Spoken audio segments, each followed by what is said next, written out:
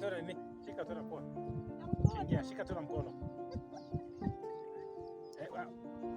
Wakati ambao unaingia.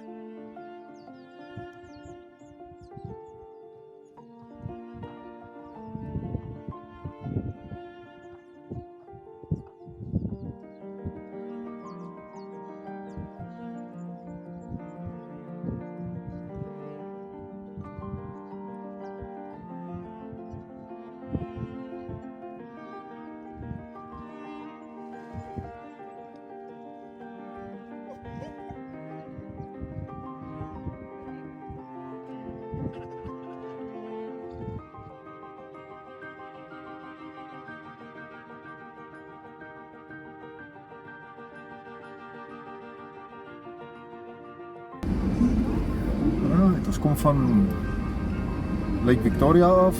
Ons het 'n doopdiens gehad.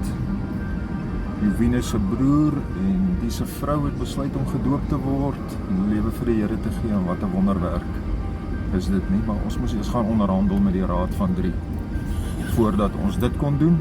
En gelukkig het alles goed afgeloop. En ja, dit gedoen. Ons het vir die raad gebid, vir die gemeenskap gebid. En wat 'n wonderlike ondervinding weer eens.